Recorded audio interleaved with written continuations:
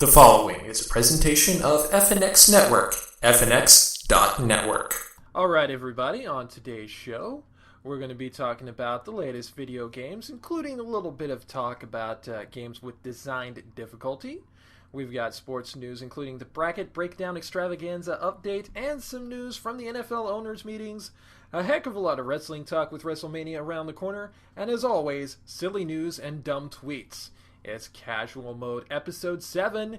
Get fired up, because it starts right now.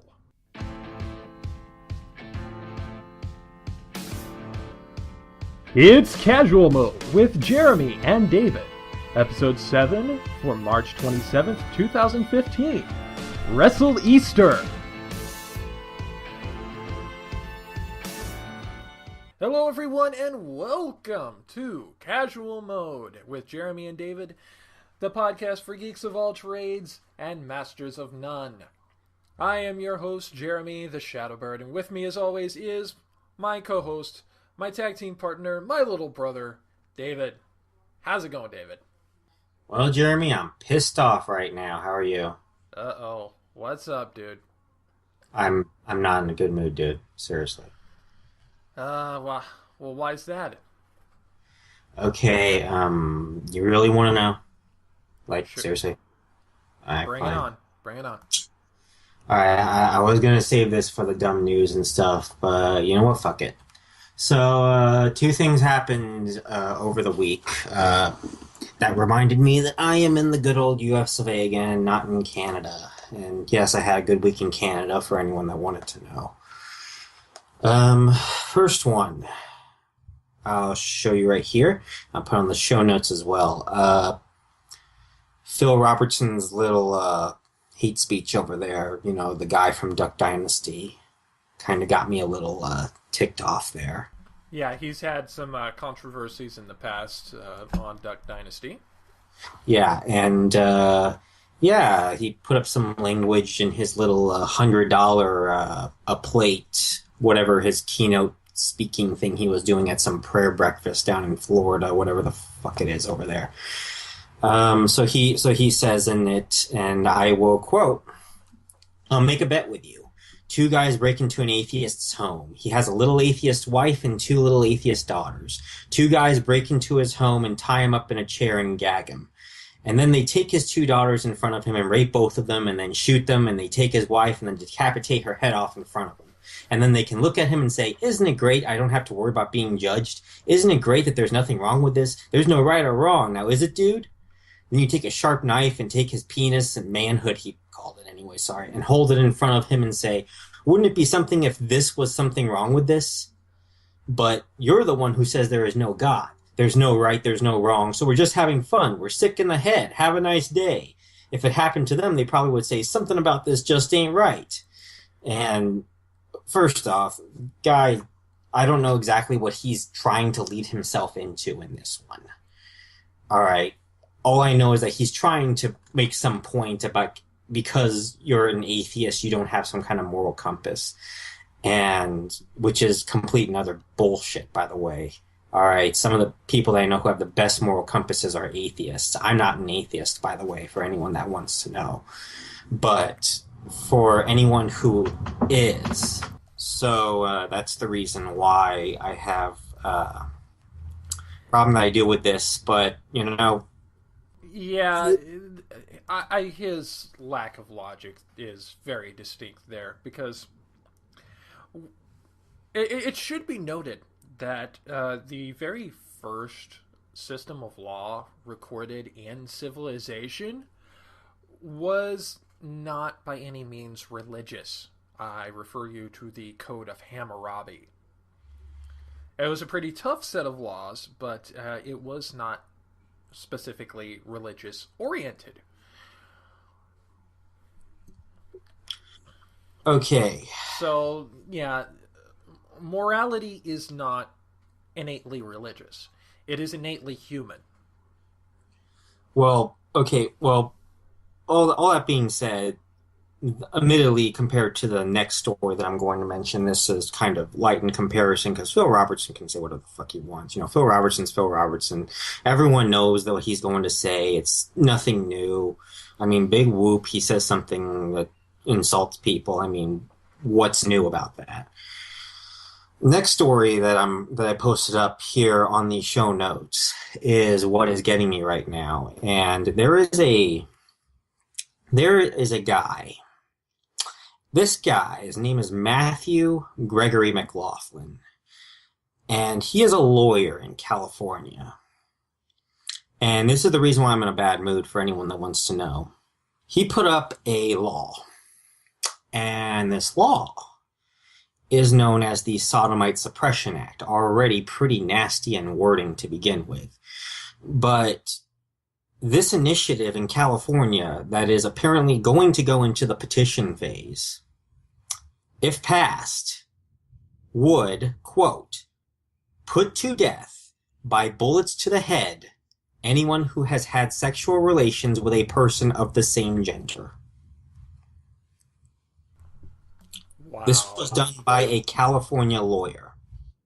All right.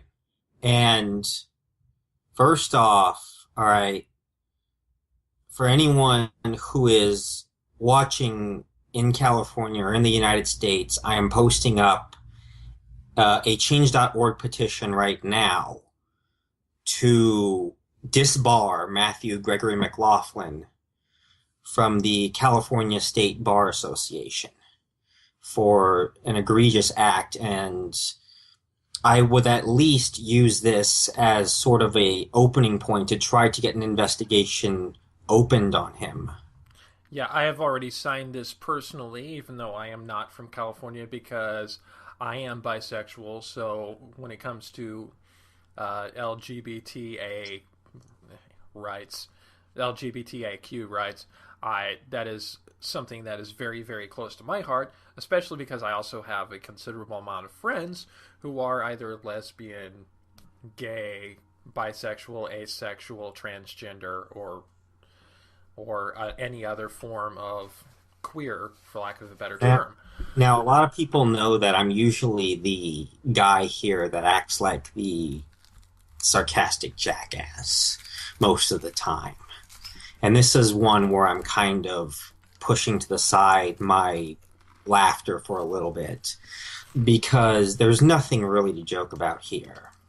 And I mention it in the absolute most serious light possible, because the reasoning behind these two stories, the second one in particular, is religious. And for those of you who have not heard the first 6 or so episodes of this show, I used to be a political commentator. I used to be a political blogger. I used to run my own political blog site. So I have seen for years the progression of the far right over here on this end, here in the United States, and watching their progression of aggressiveness get worse and worse and worse. And this is probably one of the worst I have seen. This is kind of a tipping point, I feel, for people of the far right, to the point where many conservatives even dislike this thing entirely. So, I mean, don't get me wrong. Most of the people that I know, virtually everybody that I know, is 100% against it. The question is whether or not he should be disbarred or not, to which I originally, knee-jerk reaction, said he should. I now believe, after much consideration, that it should be up to the California State Bar to decide. But this petition, I think, should be signed in order to open up an investigation on this, because I'm pretty sure that there is something wrong and something sick in this fucker's head if he thinks that it is just or godly to kill another human being for the right to whatever, escape the wrath of whatever sky fairy he believes in. And whatever if I'm offending any Christian or whatever, I really don't give a fuck right now, all right? Just shut the fuck up, will you? All right? There's a man right now who's going to kill a good portion of the population just because he thinks of some Old Testament or whatever, and one verse in the New Testament in the Bible says, oh, gays are bad. Okay, And so as a result, you're going to go out and kill all the gays to escape God's wrath. Well, maybe you should go out and start killing all the adulterers. Maybe you should go out and start killing all the shrimp eaters. Go ahead and start killing all of the people who divorce because they all have the exact same problems in the Bible as that of a quote unquote sodomite. Matthew Gregory McLaughlin, you are a piece of scum of the worst kind, and I hope that you get disbarred from the California State Bar Association. And I honestly hope that even if you don't, that you never find business in California. State of California, I implore you, get rid of this jackass and get rid of him now. Just do it. Yeah. I'm done. All right. This guy. A little happier things to talk about right now. The first of which is little cross promotion here with a podcast that I listen to on a regular basis. They do live recordings on YouTube at 9:30 Eastern. It is called Technorama.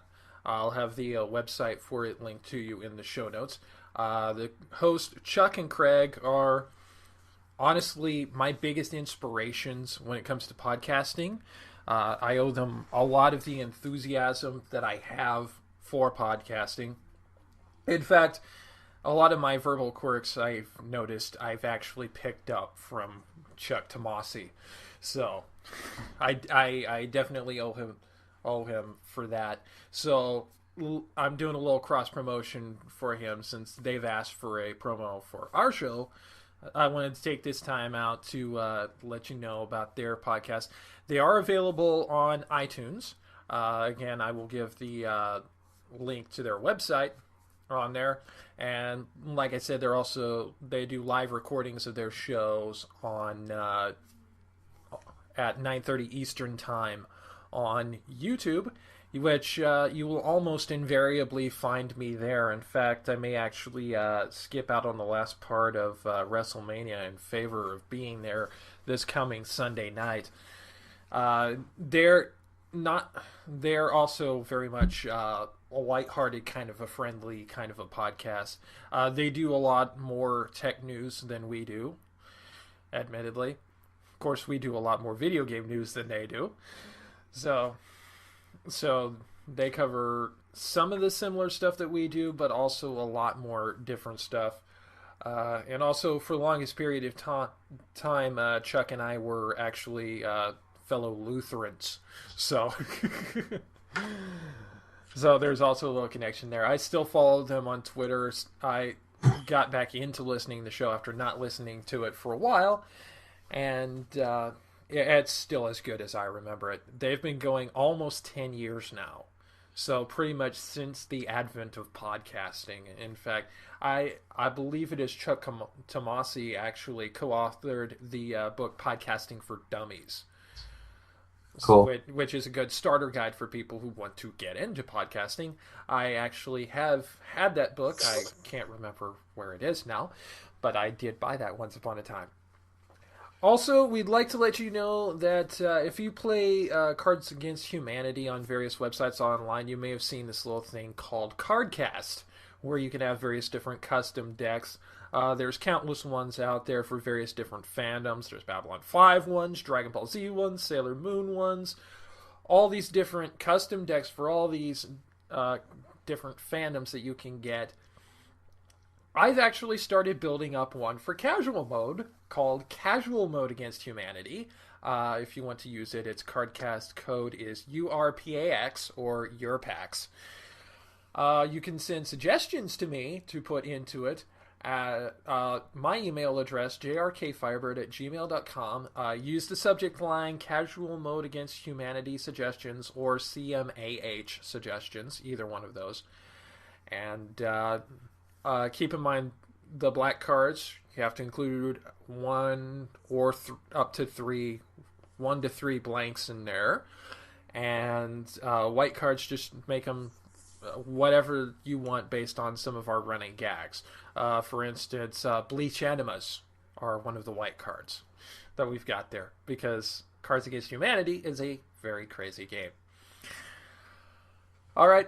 We would also like to let you know that aside from engaging with us on stuff like that, you can engage with us in various different other social ways. David, let them know where.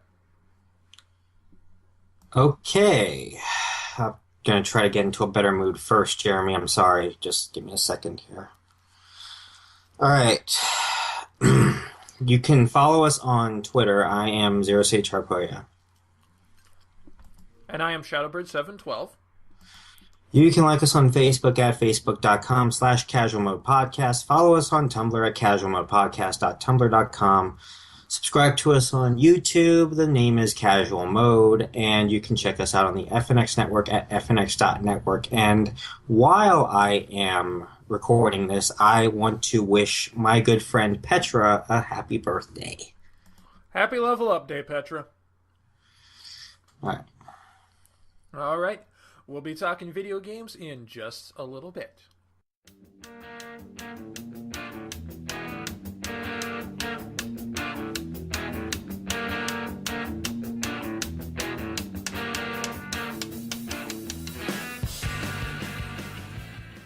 All right, time to talk video games, and let's start off, as we always do, with what we are playing. David, what are you playing?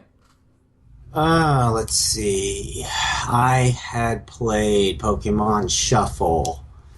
I also played Dragon Ball Xenoverse, and I played NCAA Football 14 with Maggie, where we did the mascot game from hell between Western Kentucky and Stanford.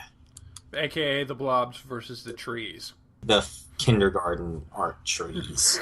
Yeah. The Mr. Conifer head.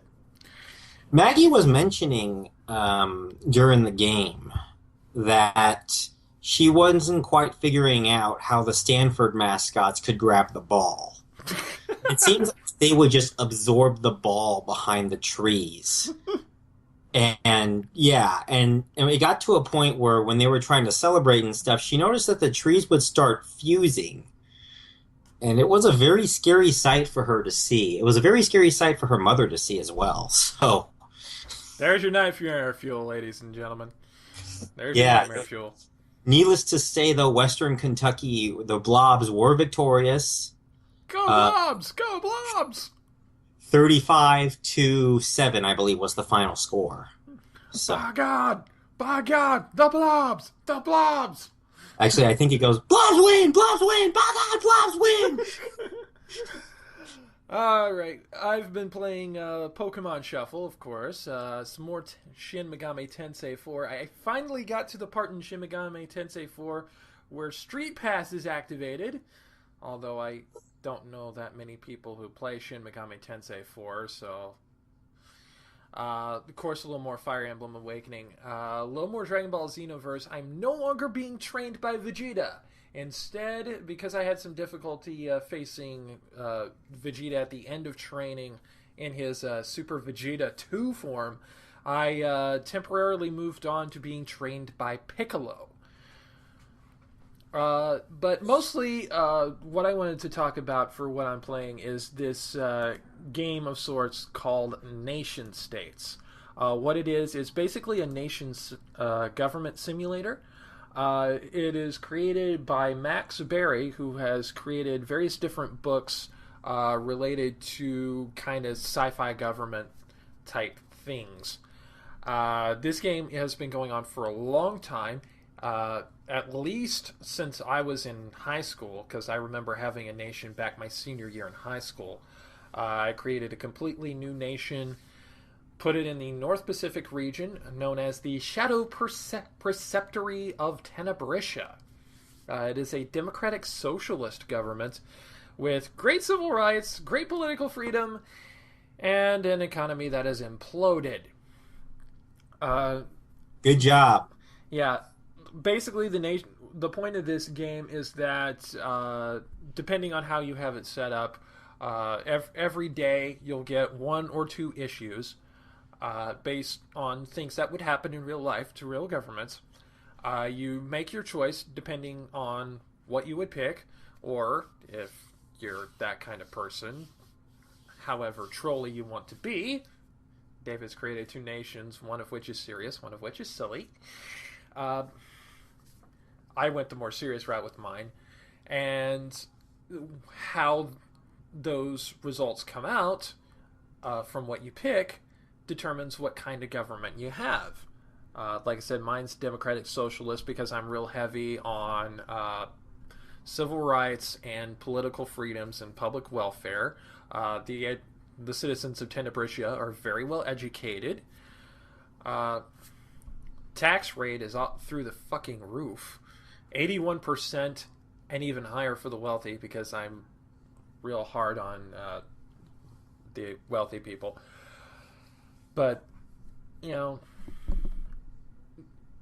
your country will turn out differently depending on your political beliefs and what you believe in. For instance, a major difference between David's serious nation and my nation is that I'm not really that big on militarization. I'm a very pacifistic person. Neurotically so, in fact. So I have a good police force, but I don't really have a military focused nation.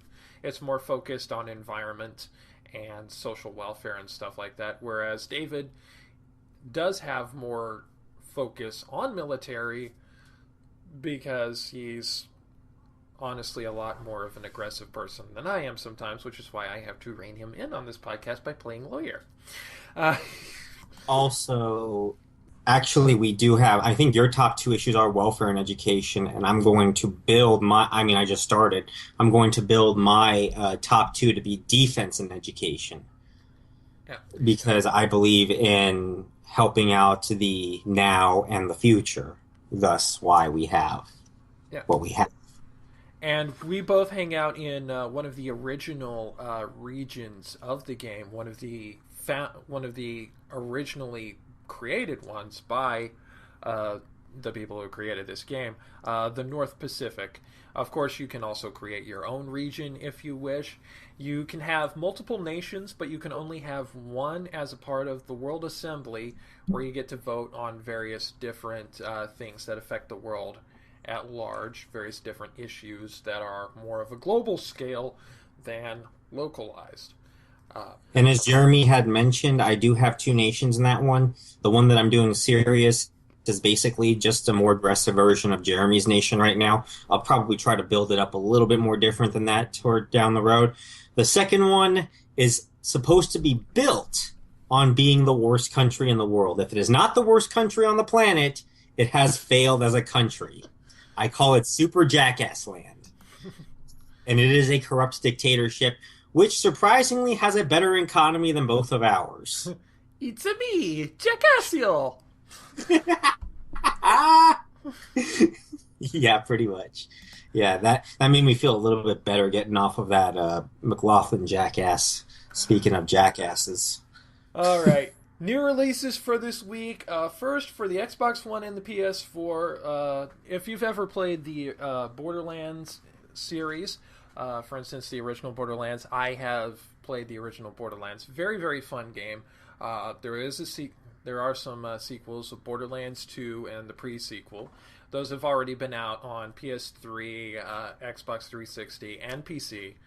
Now they are finally come to Xbox One and PS4 in what is referred to as the Handsome Collection. It includes Borderlands 2, the pre-sequel, and all DLC current to this week. So there's a nice little thing for Xbox One and PS4 consumers. If you have a PS4, an exclusive being released this week, kind of a Lovecraftian horror action game referred to as Bloodborne. It appears to be one of those games kind of in the same vein of Demon Souls or Dark Souls, where it's, from what I've heard, a very, very difficult game. In fact, it's probably one of those games that was designed to be difficult.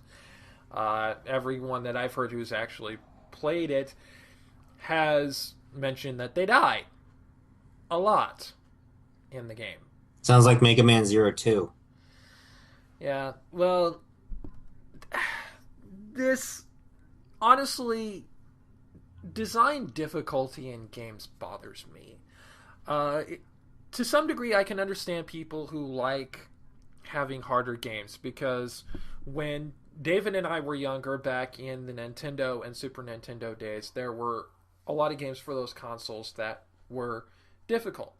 To this day, I have not beaten Mega Man 1 without needing cheat codes. Of course, part of that's my personal skill, but or lack thereof, shall we say. But there's a reason why the trope Nintendo Hard exists. It's because a lot of those games back then were difficult, but not in bad ways. They were fun difficult. They were challenging. And much of the challenge was from being able to recognize patterns and figure out how things work and be able to get through the game that way. And then you have the games that are so hard that they are pretty much fury personified. And those are the games that tend to be designed to be difficult. Like the aforementioned Dark Souls games. I have a problem with those games, because I don't like difficulty for difficulty's sake. I like games being accessible from people with all different skill levels. Let's put it this way, and again, this is partially reflected on my own gaming ability and my own skill level. I actually bought Street Fighter 4. And Street Fighter 4, of course, is one of the most iconic fighting game series of all time. I bought it when it first came out on PC, on Steam. And I wanted to play through it. I wanted to beat it as Ryu so that I could play everyone's favorite ass-kicking high schooler, Sakura. Unfortunately, even on the easiest difficulty that the game had, I couldn't get more than about maybe 3 or 4 fighters in before I started getting my ass kicked. And that was even trying to use all the various different techniques, like the Shoryuken and the Hadoken and all that stuff. You know, trying to play it, quote, the right way, shall we say. That put me off of that game completely. I uninstalled that game. I will not reinstall it again. In fact, I have distanced myself away from fighting games for the most part, with the exception of the Smash Brothers series, because I don't like those kind of games where if you're playing it the right way, you have to play it a certain way or else you're screwed. I don't like that. You know, it's part of why I like the Pokemon series. It's a very open game play style wise. You know, you have these myriad different creatures, over 700 as of this point, that you can use in various different ways, however you want, and run through the game however you wish. And even accounting for like the Smogon metagame, when you get into that, you still have freedom there. That's how I like to play. I like to play very freely, partially because of my lack of skill. I like to play the way that I feel the most comfortable with. And some fighting games, maybe it might be, you know, button mashing, which is probably why I've enjoyed playing the Soul Calibur series so much, because that doesn't seem to be so much of a technical fighter, for lack of a better phrase. But I could never play a game like Dark Souls, because I would get frustrated with that very quickly. And admittedly, I have a little bit of a low frustration threshold sometimes. I definitely have a pretty low boredom threshold. And sometimes those two combine together into a lovely morass of awful. So, playing a game where you are expected to die 1,000 times until you play certain things the way they want you to play them, doesn't appeal to me. And even the Fire Emblem series, it is a very challenging game to me. Even on casual mode, which does not have permanent death, it is a challenging game because if you make a few wrong steps here or there, your main guys can get killed, and then you have to reload from your last save. And, of course, when you take off casual mode and play on normal mode on that, then if you make wrong decisions, you can have characters die permanently. You might still be able to advance, but you're going to be losing people along the way. That I find okay. That I can do. But I see no good appeal in games where that basically advertise the fact that you will die, and you will die over and over again.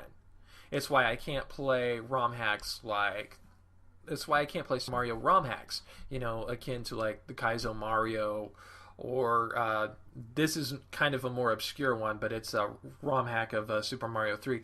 There's this one person that I followed on Twitch for the longest time, Cube Root and Binary, who made a series starting with Cube Root of Mario, Cube Root of 3 or something like that. I don't remember the exact name.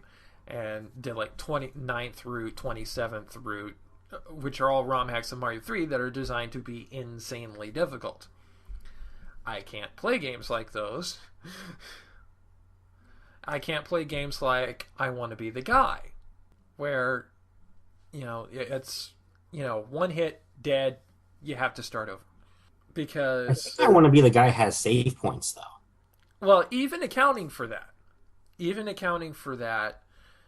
the fact that it is so incredibly unforgiving, and that all the games that came after that were basically takeoffs of that got even worse and worse and worse. I can't play those kinds of games because I can't even watch people play those kinds of games. They are not fun. I don't like watching people rage. I want to watch people play games to have fun, because that's what video games are supposed to be. They're supposed to be fun. You can do artistic statements with them, and that's fine. You can have challenge to them. Again, that is fine. A lot of the games, again, we grew up with were challenging, but they were also fun to play. If your game isn't fun to play, what's the fucking point? And some people might have fun with design difficulty. Some people might like, the insane, repetitive trial and errorness of games like Dark Souls. Y'all have fun with that. Me? I ain't having it. Bird ain't up for that.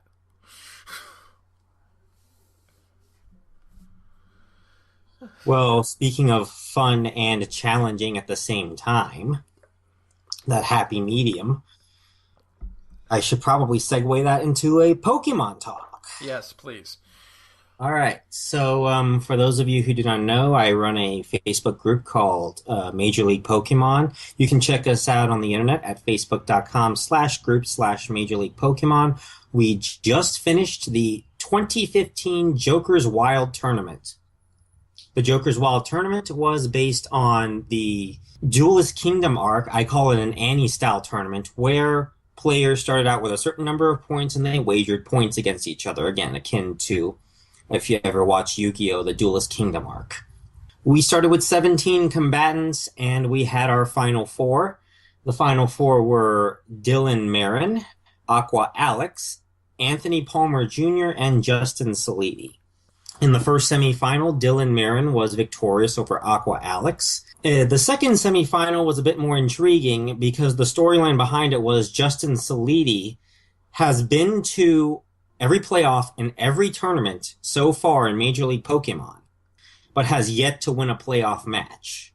And his opponent in this one was Anthony Palmer Jr. In the original World Cup, he lost to Petra Happelschutten in the quarterfinals. In the Autumn Harvest tournament, he lost to Sonya Blade, and in the Holiday Grand Prix, he lost to David Walker. In this one, however, he managed to pull off a cathartic victory over Anthony Palmer Jr. and advanced to the finals, where he faced Dylan Marin, in a best-of-3 finals. And Dylan Mirren won that one 4-0. I'm sorry, 2-0, 6-0. And thus, Dylan Marin has now earned the right to challenge the Major League Pokemon champion Alex Carbo in Major League Pokemon 6. My Karma ran over my Slugma. And that will take place. That will take place this Saturday at noon. And you can check us out again on the internet at facebook.com/group/Major League Pokemon. Good luck, Dylan Marin, in your match against Alex Carbo. Also on the card, Wayne Trimnell, the Dragon Gym Leader from Xenos, the one of the tough regions in the Pokemon Facebook community. He will take on Dylan Maldonado in a gym battle, and if he wins, he will receive a right to challenge the Elite Four series. Also in a gym battle, Anthony Palmer Jr. will go one-on-one with Freddy Fazbear, and that should be an interesting one-on-one confrontation indeed. All this and more, ML Pokemon 6, My Karma Ran Over My Slugma, Saturday at noon. Noon Pacific time, that is. How the hell? And it is at Major League Pokemon, facebook.com/group/Major League Pokemon, and that is Pokemon Talk. How the hell did you come up with a name like that? Well, it was down to that, or Ditto Express, it's everything you want it to be. Which will probably be the name of the next ML Pokemon event, actually. Alright, well, I'm feeling in a much better mood after that. I think I'm ready to talk some sports, which I'm pretty sure will put me immediately into worse mood because, well, we will be getting into the bracket breakdown update, and, well, you'll see. Yeah, I'm already starting to feel in a better mood myself after the whole video game part, so yeah, this should be a really up and down day. Let's get to it.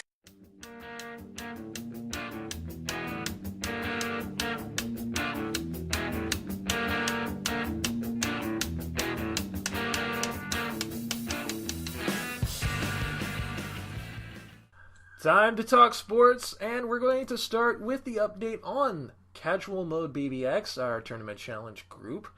We have, out of 7 brackets, we have 3 already entirely busted, including my inverse chalk bracket, which is down at the bottom where it frickin' belongs. And Maggie's bracket, who has lost all their final 4, so... Yeah, and unfortunately, our dear friend Dodger of Zion's bracket is thoroughly busted. She had Villanova as the champion, and they got the boot. Most of my Elite 8 is completely destroyed already, and we haven't even been to the round of Sweet 16. So at this point, I'm pretty much just praying that Kentucky gets beat so that every other bracket except for my brother's top one is obliterated in a single stroke. Just because I root for chaos. Oh, jeez, you're gonna root for your brother to win. Shit. Yeah, well, yeah, let's go into the brackets and see what's going on there. As of the recording of this, again, we have yet to start with the Sweet 16. We have Kentucky going up against West Virginia. We have Notre Dame facing Wichita, both of those in the Midwest region.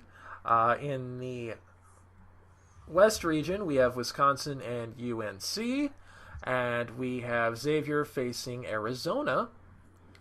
Over in the South region, we have Gonzaga facing UCLA. We have Duke facing Utah, and in the East region, Oklahoma. Oh wait, those are my selections. Oh no, those are who actually won. Okay.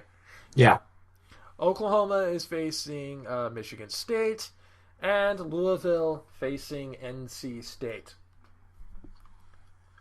So we've had Louisville goes to the tournament. The further Louisville goes in the tournament, the better chance Robert has of winning the whole thing. Yeah, one of his brackets actually has UNC as the champion, so even if Kentucky goes down, that one still has a chance, unless Wisconsin wins. So, Pretty much, yeah. And I have Wisconsin over UNC in my brackets. Yeah. Although it should be noted that on our bracket, we do have three very, very close to each other. Again, my brother's bracket, that is the Kentucky for that has or UNC for the win. Mine is in second place, and David's bracket is in third place, and we're all within 10 points of each other. Of course, I only have 720 possible points remaining, whereas David's bracket has 840, and Robert's brackets have 1,000 and 1,080 points remaining, respectively. Ouch. So it's pretty much a three-person race at this point, and ours is going to collapse pretty quickly, probably. And if Wisconsin defeats UNC, I can guarantee you that second bracket of his is going to collapse very quickly, too. Yeah. So, yeah, that's where we're at on the tournament challenge. Of course, if you want to follow us along, we will still include the link in the show notes. I think you can still create and join the group at any time. Or if you have a bracket and you haven't joined already, you can join the group at any time because the group is unlocked. All right, let's move on to NFL talk because this week has been the owners' meetings in Phoenix, Arizona. There have been some really important rule changes to come out so far. All right, lay 'em on me. I'm sorry, say that again? Lay 'em on me, go ahead. Let's hear it. Yeah. First, in response to a controversial catch by Des Bryant that was ruled not a catch, the language of the catch rule has been updated. It was originally held that not only must a receiver complete the catch, but they must make a, quote, football move, unquote, while still in possession of the football in order for it to be labeled a catch. Since what constitutes a football move is rather nebulous, the competition committee changed the language to say that the pass catcher needs to establish himself as a runner after gaining possession of the ball. Where this leaves catches that are made while someone is falling to the ground and most likely not able to get up and run with the ball is really one giant question mark because, well, that's what happened with Des Bryant. By all accounts, it looked like the ground caused a fumble on that catch, but by this rule, it's still not a catch. So, ground catches are still pretty much up to interpretation, so while this was a change to that rule, not much was accomplished.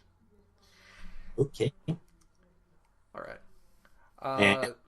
Replays, there has been some talk about expanding replays into other things, including possible things like being able to challenge penalties, but it seems like that's probably not going to happen this year.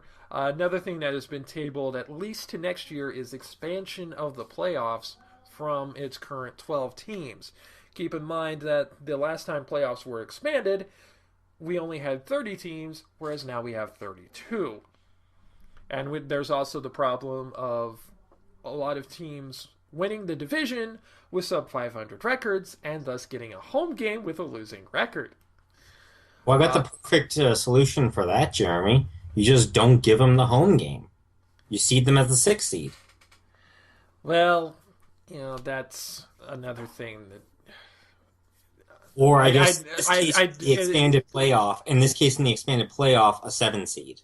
Yeah, but if that change happens, it will not happen in the 2015 season. It will wait until next year. There's also been some talk about doing something regarding points after touchdowns, extra points. Of course, extra points are basically a field goal from, well, they were moved back to round about the 10-yard line. They were lined up at a hash line round about the 2-yard line initially. They were moved back to make them a little more difficult, but they are still being made greater than 90% of the time. It is basically automatic. It's very rare that anyone ever misses an extra point anymore. So one of the proposals for this has been to move it back to the 15-yard line, move it back a little further.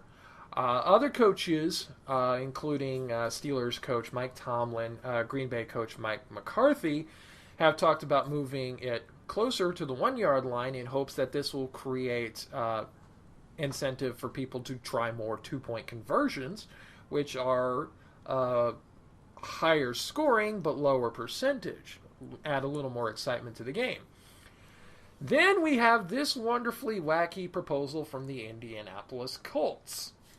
Get this. After a touchdown, if you go for a 2-point conversion and you make that, then you can make an additional longer field goal attempt for an extra point to basically make a 9-point play. Okay, we're turning into the XFL now. Yeah, I don't particularly like that. I forget who Do it you was. do you remember the XFL playoff rules, how their extra point system worked? Now, for anyone that don't remember the XFL, that was the WWE's take on football. And the way that they did their extra point system was, I think they only had a 1-point extra point play, which was the equivalent to the NFL's 2-point play, which was you put the ball on the 2-yard line and you pretty much play it as if you have to get to the goal again.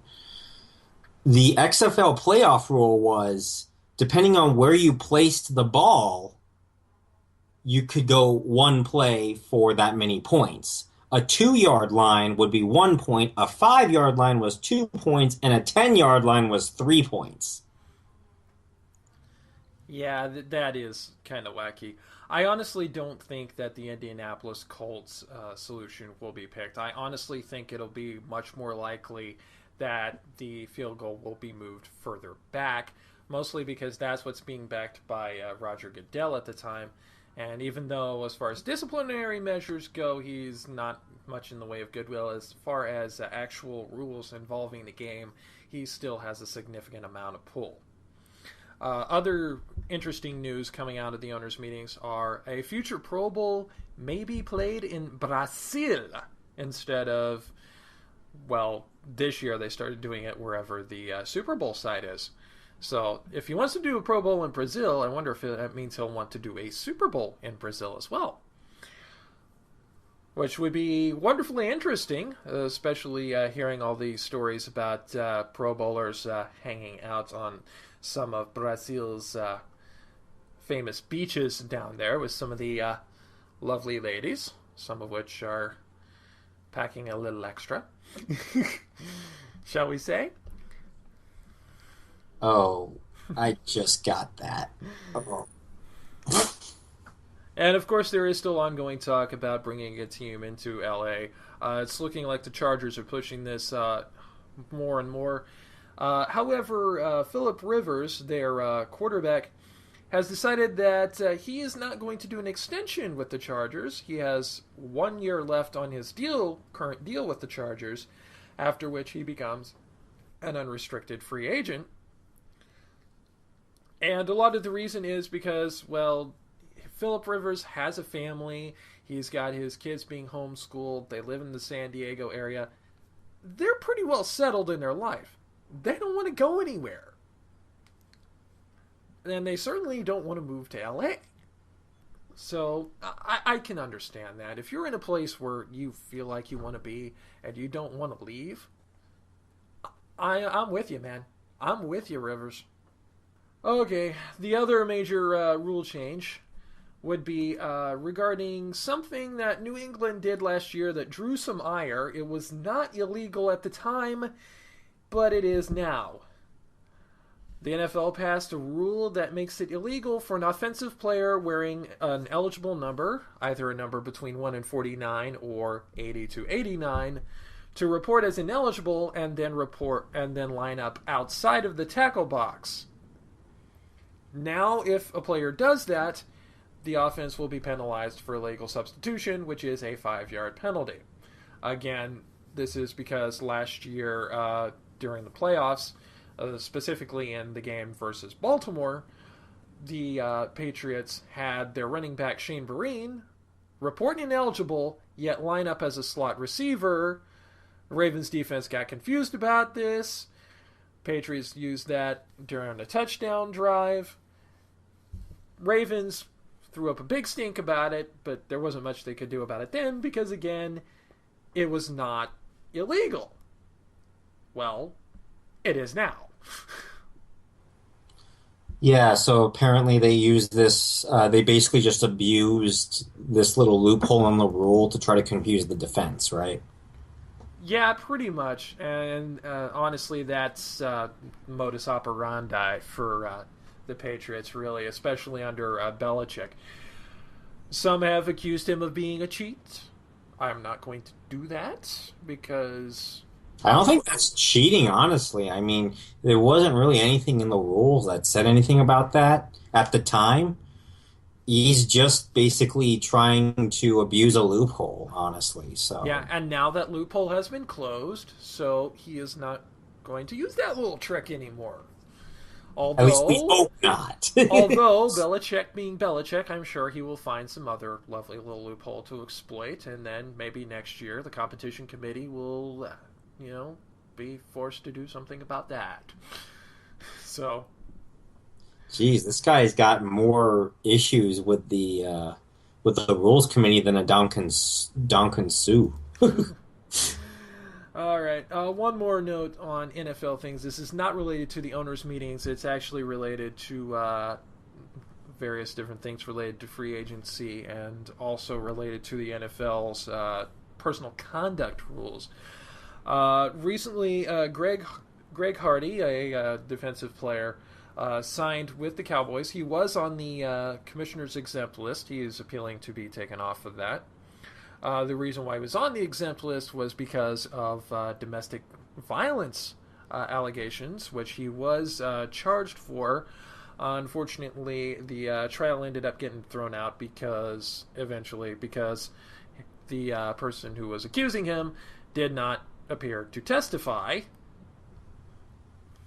and that situation didn't really seem all that kosher because, well, why did the question, of course, has to be asked, why did they not show up to testify? Is it because they were full of shit, or B, they got paid off? You don't know. None of that's come out now. But of course, there was a lot of question about would a team take him and would any team take him because of his baggage. Well, the Cowboys did because, well, fuck you, Jerry Jones. That's why. I don't like the Cowboys, especially not since Jerry Jones became the owner, because he built $1 billion stadium with huge ass jumbotrons because he could, because he has oil money. Well, unrelated to that, the Bears also signed someone who is having to deal with allegations of sexual assault, Ray McDonald.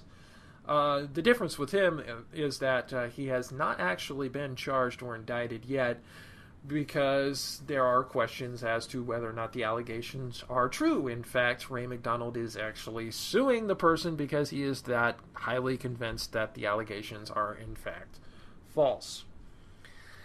I've been listening to this on, like Mike and Mike in the Morning and Around the Horn and SVP and Rosillo and various different other shows on ESPN Radio and ESPN television networks. And this has brought up the question a lot of the role of second chances when it comes to sports. How much rope, for lack of a better term, do you give someone before you just give up on them? And, I do believe in second chances. I believe that if someone is truly contrite, that they should not be shunted aside. I do believe in rehabilitation. I do believe in people getting to be a productive part of society, unless they are an absolute unrepentant douchebag, in which case, fuck you. I've been wondering something, Jeremy. What's that? You think that this trade thing could happen in the world of entertainment? Do you think we could trade Chris Brown to North Korea for one of our prisoners back? Just I don't know though. Yeah, Greg Hardy's situation. If it were Greg Hardy, okay, I can see the Bears signing Ray McDonald. Now, the 49ers didn't want to have anything to do with this, even though there were just accusations, and not any actual legal action yet. So the 49ers cut him. But the Bears were like, okay, we see this for what it is. There's possibility that something's not going on there. I can see signing Ray McDonald. If I were the owner of an NFL team or any other sports franchise and someone in Ray McDonald's position came available to me, who was a really good player, who was having to go through this, but it looks like more than likely he's getting the shit end of this, I'd be like, you know what? Come in. We'll help you be a better person. You come help our team. I can see that happening. However, personally, just my system of beliefs, this Greg Hardy situation stinks to me. I would not take him onto my team. I would not take Greg Hardy onto my team. And by extension, even though I didn't mention this because he hasn't signed with anyone yet or gotten traded from the Vikings yet, I would not take Adrian Peterson because I take child abuse very seriously. If you are abusive to children, even if you plead down to a misdemeanor, seriously, go fuck yourself. That is an issue that I get furious over. So, from my moral standpoint, I would not take Adrian Peterson, and I would not take Greg Hardy. This is not to say that the Cowboys have no right to take him, that they have no right to sign him. That is not to say that no team in the NFL has the right to take Adrian Peterson on themselves. If you are morally comfortable with doing that, or if you think to yourself that, okay, if I get him under my system and I get him whatever help he needs, if I help him rehabilitate himself, I can salvage this guy both as a person and he can help my team. If that's what your line of thought is, which apparently Jerry Jones' line was with Greg Hardy, then okay, go with that. For instance, Dallas Mavericks owner Mark Cuban, as mentioned on Mike and Mike this morning, has systems in place in some of his companies, not the Dallas Mavericks, but in his other companies, because he is a prolific businessman, where he takes in people that have had issues and helps them get the help that they need to help them succeed. Because while sometimes he's kind of comes off as an arrogant douchebag, he really does have a heart of gold. And he knows about that started from the bottom, now we're here, to pardon the Drake reference there, kind of mentality, because that's how he got his money to begin with. You know, he started from the bottom, got in on the dot-com boom just at the right time, became a billionaire, and now with all of his various different business successes, including the Dallas Mavericks, he is able to sustain that money, and he wants to help the people who are working for him have success. So if you've got systems like that in place, I can understand wanting to take a chance on a Ray McDonald or a Greg Hardy, but with the Greg Hardy or with Adrian Peterson, if it were me, I would not do it. I agree that maybe they should get a role in a second chance, but not necessarily for $11 million, which is what Greg Hardy has gotten from the Cowboys, and not with anything that I would be related to, because that's where I stand morally. Speaking of moral quandaries, we haven't talked about this yet, even though it's been a continuing big story, but in the world of boxing, you've probably heard that the Mayweather-Pacquiao fight is finally going to be on this May. And I am not going to watch it. Me neither. Not at all. And I'll tell you why. Well, I already didn't like Well, for one thing, I don't have the money for a boxing pay-per-view. Boxing pay-per-views are friggin' expensive. How much is this one? Well, they're usually, like around $50 or $60, depending on, the marquee value of the fight. This one's probably going to be through the roof because it's been a highly anticipated fight for years now. It's basically the Duke Nukem Forever of fights to me because it took forever to happen, and when it happens, it's going to be disappointing as hell. But Floyd Mayweather was already not that great of a person, just because he has an insane ego, even a greater ego than I think people should have. Kind of the same issue that I have with Kanye West, really, on that front. I may respect what they do, necessarily, but as a person, not so much. And then Floyd Mayweather spent 90 days in jail for domestic assault. So yeah, fuck him. But while they were trying to get this fight together, Manny Pacquiao rededicated his life to religion and became a homophobe in the process. So basically, for me, this is the equivalent of a heel versus heel match. And heel versus heel never works. You can have face versus face, fighting just to see who's the better one. It has been done several times before, in wrestling, and two highly popular boxers getting together in the same ring, getting to fight each other. You've had that several times, like, Muhammad Ali and George Foreman. Some of the great matches in boxing over the years have been, for lack of a better phrase, face versus face. Heel versus heel doesn't work because you don't want to watch them to see who wins. You want to watch them and hope that they knock each other out to the point where they both have to retire. Though, honestly, there are some heel versus heel fights that can be interesting. This is just not one of them to me. Yeah, well, if the heel kind of is more the tweeners, if one of the heels is kind of more the tweener side, where, he's definitely a heel, but he's got kind of a little bit of heel, you can work with that. But in this case, this is not shades of gray fighting each other. This is domestic abuser versus homophobic asshole. And to me, neither one of those are appealing. So like I said, I hope that this fight ends in a double knockout, and I hope they both have to retire. I know that's harsh. I got the price tag for him. I know that's harsh, but I don't care. Okay, so the price tag, depending on the country, I have the price tags for the UK, the Ireland, and the United States. So for people in the UK, the price will be £19.95. In Ireland, it will be €24.95. And in the United States, the estimated price will be in the region of $90 to $100. Which is more expensive than Wrestlemania in HD. Yep.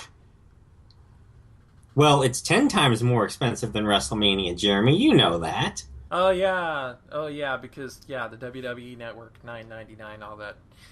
Speaking of WrestleMania, we're going to get into talking about that in just a little bit on the oldest established permanent floating segment on the show.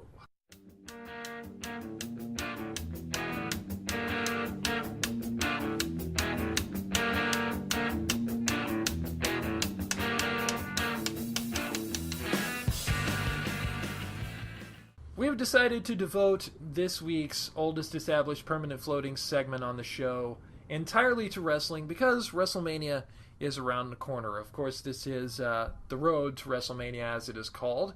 That road is almost done with.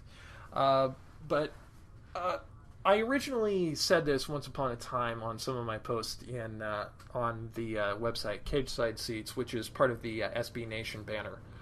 I did some fan posts there. And I referred to this basically, WrestleMania basically is kind of like wrestling's Easter. That one Sunday event that basically the entire wrestling year is focused on, much like it is liturgically in the church calendar. which makes the road to WrestleMania sometimes from the Royal Rumble into WrestleMania, but in this case from Fastlane into WrestleMania, kind of wrestling Lent. That period of penitential reflection where we remember upon our sinful natures as we head toward Wrestle-Easter. Or in this case, we reflect upon the sins of the WWE as we head to Wrestle-Easter. Of course, why, Vince? Why? Of course, I realize when I say that basically this year made Fastlane be the wrestling equivalent to Ash Wednesday. Especially if your name is Dolph Ziggler, Eric Rowan, or Ryback, because you were reminded, remember that you are jobbers, and to jobbers you shall return. Pretty much. Any of you who is in a liturgical church, like Lutheran or Episcopalian or Presbyterian or Catholic, you'll get what I'm talking about. I hope this happens to Seth Rollins as soon as they get that briefcase off him. Yeah. And probably the championship too. And of course, it's also Wrestle-Easter because we have the traditional celebration of a resurrection. In this case, the dead man, the Undertaker, rising again.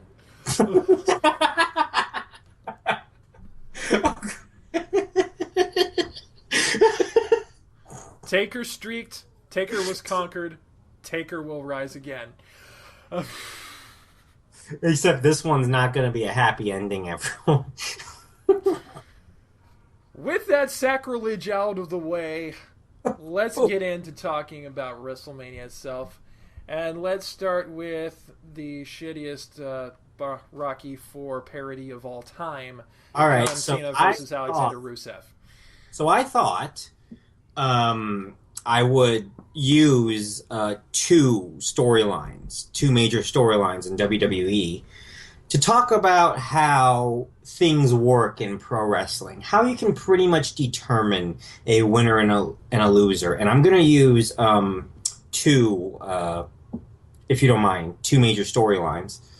To give you examples of how I make my predictions and how a lot of other wrestling analysts make their predictions. I'm going to start with an easy one first, and then I'll go to a medium level one. So the easy one we're going to do is John Cena versus Rusev. Okay, so first off, we're going to look at the gimmicks. John Cena, who is he technically is the franchise. Let's not bullshit around here. Would you say he's the franchise, Jeremy? Well, even his song says so. He's the franchise and he's shining now. You can't see him. His time is now. Yeah. And he's going against Rusev, who is the Russian guy. Like, literally, that's his gimmick. He is the Russian guy. The Bulgarian Russian with the Bulgarian Russian with the crappy lawyer. And appointed by Putin and whatever.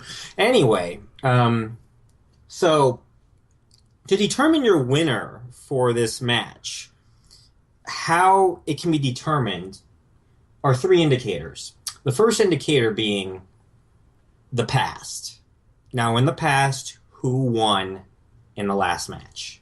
Well, if we go back to Fastlane, we see that in the last match, Rusev defeated John Cena by knocking him out cold. I refuse to call it a submission. I call it a knockout victory for Rusev because it technically was a knockout victory.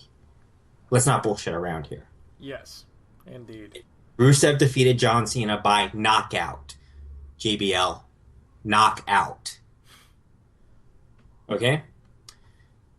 Knockouts are more than TNA's version of the Divas division. Correct. So, because Rusev has won, you have to remember that a popular property in pro wrestling, especially in the WWE, is the law of equalization, which means that everyone needs to be as equal as humanly possible. So if someone wins one in here, then the other side has to win on the other end. So if we base this on the last match alone, advantage goes to John Cena. Correct. That's number one. Number two, storyline.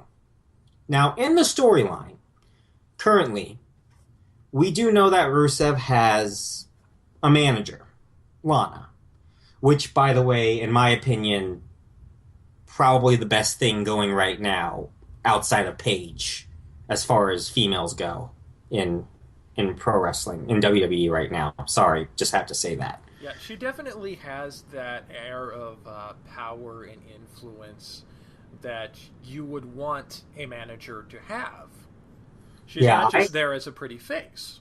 Yeah, and and I wish that she actually kind of locked it up a little better in the Divas division, but I understand if she's not. But beside my point.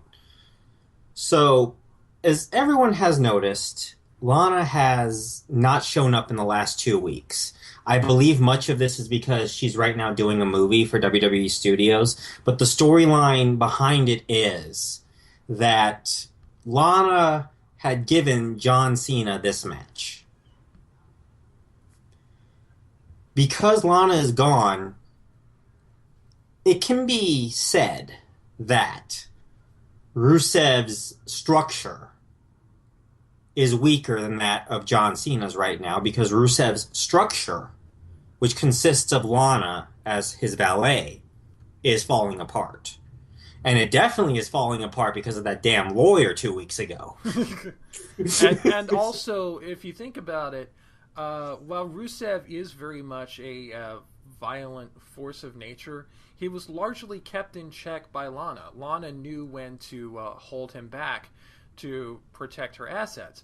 In the last 2 weeks, since Lana was not there, and especially this past week against Jack Swagger, you see him just going all kinds of insane, basically.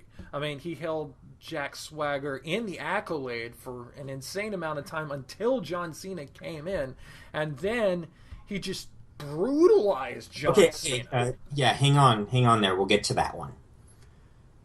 So basically, Rusev is lost sensibility, and he has lost structure. So the advantage in the storyline goes to John Cena, despite his wanting to show ruthless aggression and American, trying to be all real rough and tough himself, he still somehow seems to hold the cards as far as rationality goes. Because that's how American storylines work, for people who are in foreign countries. That's just how it works here, patriotism and all that fun stuff. Jingoism. Now, number 3, the last week. We call it the Go Home Show. Now, in the last week, as Jeremy had mentioned, John Cena was brutalized by Rusev. And again, we return to the law of equalization. If in the last week a person is brutalized in such a manner that Cena has, then we must equalize it in the Payback show, which is a pay-per-view. Therefore, advantage on the Go Home show goes to John Cena by way of passing out to the Accolade. Correct. Therefore, my prediction, and I assume yours too, Jeremy, for the Cena-Rusev match goes to? Well, Cena wins. Pretty much. And yes, John Cena, I believe, will defeat Rusev, take his streak, and take the United States title home. It's kind of funny, though, looking at this and recent WrestleManias.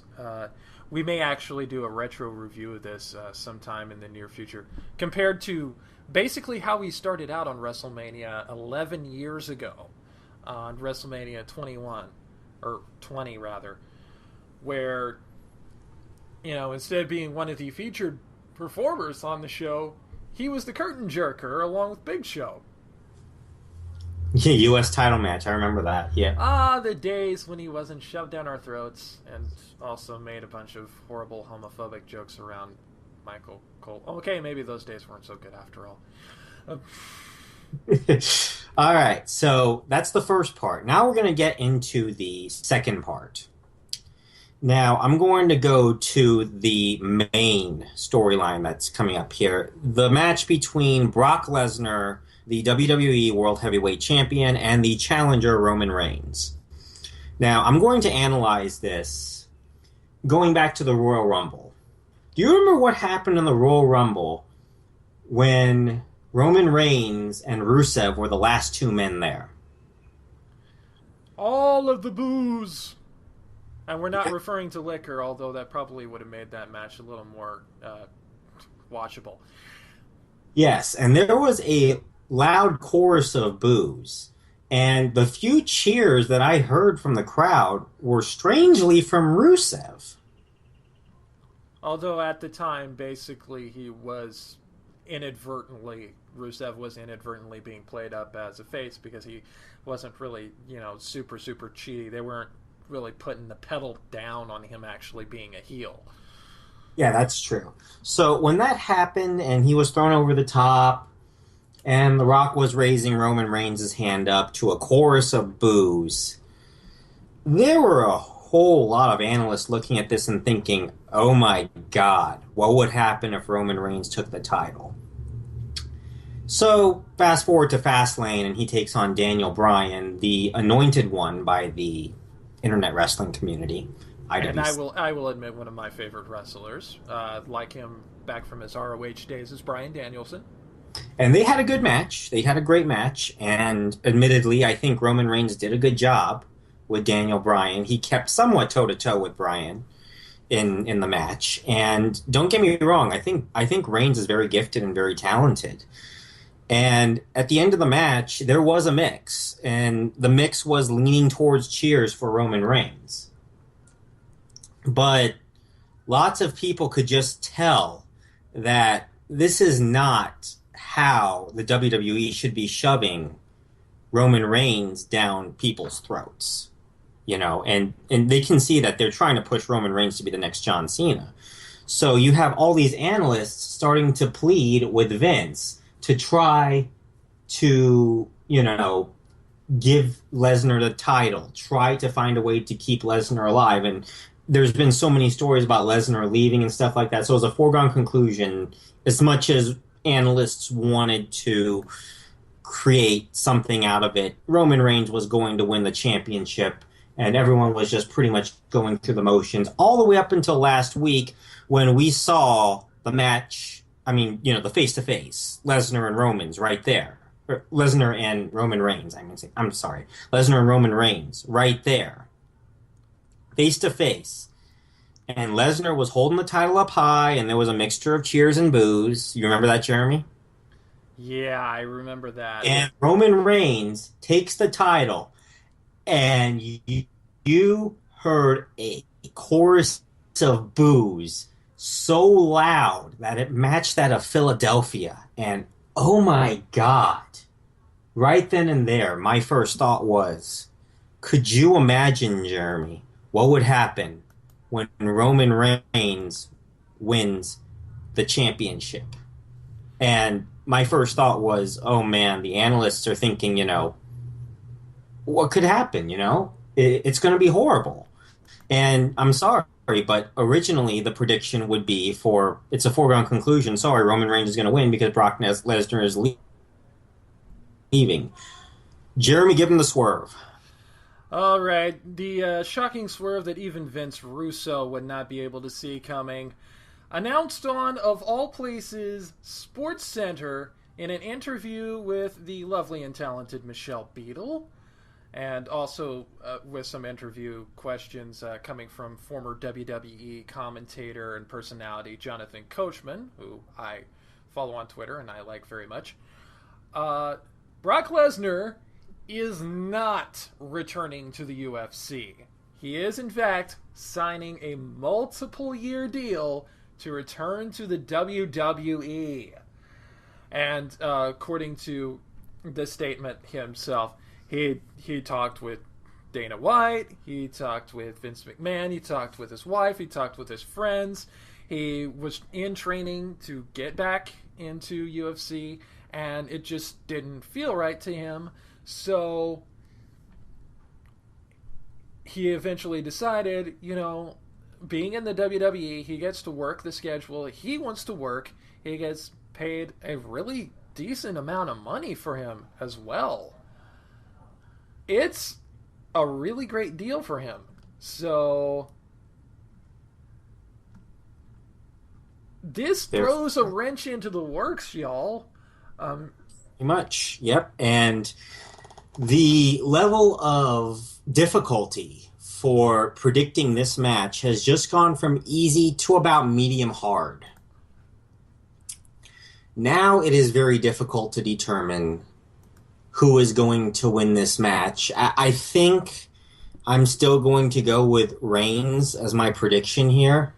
But if, and I'm going to throw this as an if, WWE has to call an audible if they notice that the crowd just does not like Reigns, I think that they're going to pull the audible and let Brock retain with the championship.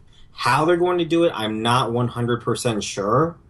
There's been a lot of theory talk about, they could have Heyman turn on Brock and side with Roman Reigns and the Authority.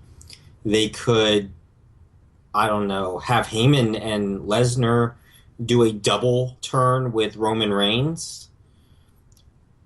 I mean, there are many different ways that they could do this, but it seems like that the favor is still on the side of Roman Reigns, that WWE will still keep going with it. And who knows, maybe WWE might just give it to Roman Reigns and have Lesnar move on to another, match, another feud with someone else, for all we know. But this is the reason why we have these predictions here. And for those people that say, it's difficult to predict wrestling matches, it's not. There are many times where I have had 8 matches on a pay-per-view card and I've gone 8 for 8.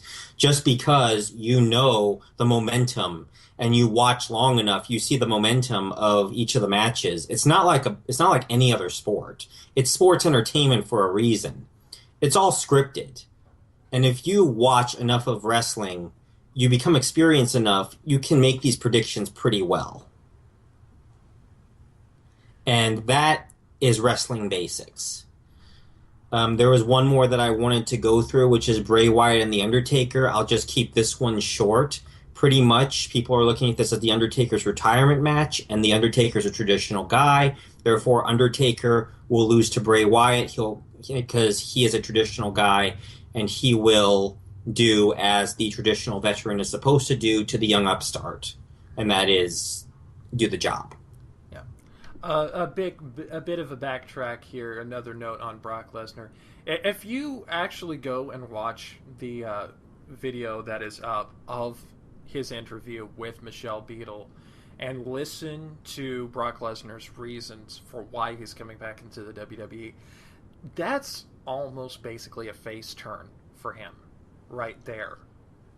And in fact, I'd seen on Cage Side Seats some people commenting that for him, he basically turned face right then.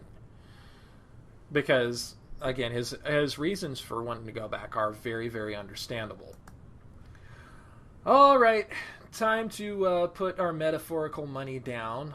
Although if you want to put any actual money down, which we don't necessarily condone, but we'll tell you the odds anyway in case you do. We're going to go through the various different matches on the card, give you the odds of each people winning, and then give you what our predictions are. Of course, keep in mind if you make any predictions, any bets based on our predictions, and you lose money, it's your fault, not ours. Let's start with the match that will be on the pre-show. The Fatal 4-Way Tag Match. Why they didn't just bite the bullet and make it an 8-person tornado tag match, I will never know. Versus the champions, Tyson Kidd and Cesaro, the Usos, The New Day, and Los Matadores. Of course, Tyson Kidd and Cesaro have even odds, being the champions. Usos currently, according to Las Vegas, at plus 450.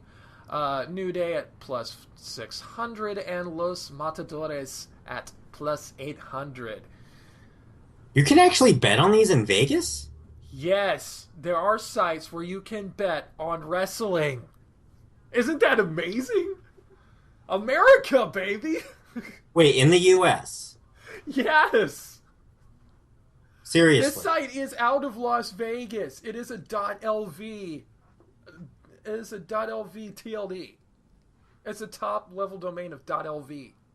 .lv is a country domain, isn't it? No, this website is out of Vegas. What the hell? Well, if that's so, I think I'm going to put $500 down on John Cena. But that's beside the point. I'm going to go with Tyson Kidd and Cesaro. Yeah. There's no momentum anywhere in this. I don't see any way that I think the Usos are very much underrated here. I would have put them probably second. I'd probably put them about plus 150, I'll be honest with you. Not a plus 450. But I would put Los Matadores at the bottom, honestly. But Tyson Kidd and Cesaro to win it. Yeah. I mean, this one's actually kind of a pretty safe bet here because no matter who you take, you at the very least are not going to lose money. These are not in order by where they will actually appear on the card, I don't think. So the next one on the website I'm looking at down is actually the World Heavyweight Championship match itself. This one is one you probably don't want to bet on because while I don't know quite how to, while Brock Lesnar appears to be favored, it looks like no matter who you'd go with, you're pretty much not going to necessarily make money. So this is one I don't recommend betting on, even if you do bet on stuff. We have Roman Reigns at minus 105 and Brock Lesnar at 135. With all the intrigue and all the twist, I actually think that it's very likely they will keep the title on Brock Lesnar. However, I am going to kind of fudge things here and say that if by some miracle Roman Reigns does end up actually winning against Brock Lesnar, expect a cash-in. Because it's WrestleMania, and at WrestleMania, they always want the people going home happy. And despite the fact that Rollins is in fact an uber heel, I'm highly certain that people would much rather see the WWE Championship on Rollins than they would on Roman Reigns. This is how you can tell that casinos have very shitty odds when both sides have a minus on them. Well, let's face. Part of it is, of course, where the action lies, and part of it just. I mean, the people in Vegas are a lot smarter than us when it comes to betting things, especially on sports. Sports entertainment is quite another animal, but they're smarter than us. So, Well, I'm taking Roman Reigns for this one, but I don't have a very high confidence with it. I think Roman Reigns will win the championship, but I think he'll do it something catastrophic is going to happen in WrestleMania 31. I'm a little surprised that there isn't like a plus 220 for Seth Rollins in this one. In part because Seth Rollins has the Money in the Bank briefcase and could possibly be that side swerve that the WWE needs in order to close the show. Well, that may very well be like. We're just looking at the actual match bets itself. We're not looking at prop bets. I imagine there's probably a prop bet somewhere about Rollins cashing in, which it's like a prop bet period. Which, if you believe that Roman Reigns is going to win the title, that is a prop bet you're going to want to take. Okay, well, I want to go to the next one here because I know you and I both disagree on this one. Take a look at Sting at minus 700. Heavily favored there versus Triple H at plus 400. I started out with this storyline thinking that Triple H was going to win this, and my heart still wants to go with that. Would you put down $100 to win 500 if Triple H wins? Hell no. Because I would even though I am about 99% sure now Sting is going to win, I would not put $100 down to win 112 if Sting wins 114, something like that. This one's going to be the coin flip. For my actual coin flip, I have this lovely little Xerneas coin from various Pokemon TCG sets. Xerneas side I will have be Sting, and the Pokeball side I will have be Triple H. I will now actually flip this. Of course, y'all can't see because I'm not. This isn't video, so you'll just have to take my word for it. Go for it. It is heads. It is Xerneas. It is Sting. Still, I would not put any money on it. I mean, I understand that it looks like a sure bet that Sting is going to win, but still, you're not going to make any money off of it, and the risk is still too good if they decide to call an audible and they make Triple H a winner. It's just not worth the risk. Yeah, keep in mind, Triple H is in a high position of power in the WWE. And while Sting is a very iconic figure, and there is a lot of excitement about him finally being in the WWE, that doesn't necessarily mean he's going to win. All right. Intercontinental clusterfuck. Yes, the six-man ladder match for the Intercontinental Championship. Your odds are Daniel Bryan at 5-4, Dean Ambrose 9-4, Dolph Ziggler 7-1, Bad News Barrett, the incumbent champion, at 8-1, Stardust at 20-1, Luke Harper at 30-1, and R-Truth has the worst odds at 35-1. Well, honestly, the way things had been going with the Intercontinental Championship scene, I would have thought R-Truth's odds would have been higher. I was going to actually say that. I'm going to go through all 7 of them. Daniel Bryan's is too high. Dean Ambrose is about right. Dolph Ziggler is about right. Bad News Barrett's is too low. R-Truth is way too low. Luke Harper is, I guess, about right. Luke Harper is definitely the long shot.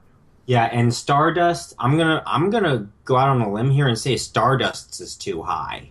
I think Stardust is the real long shot in this one. I would have put him about 40-1. I'll be honest with you. Yeah. Even though I agree with you on Daniel Bryan's odds, considering the fact that he ate the pin to Ziggler on the last episode of Raw, of course... True. Momentum advantage is Bryan's, yes. Of course, SmackDown has not happened yet. SmackDown may change things because that is truly the last show before WrestleMania. Just going into what we know as of the recording of this podcast...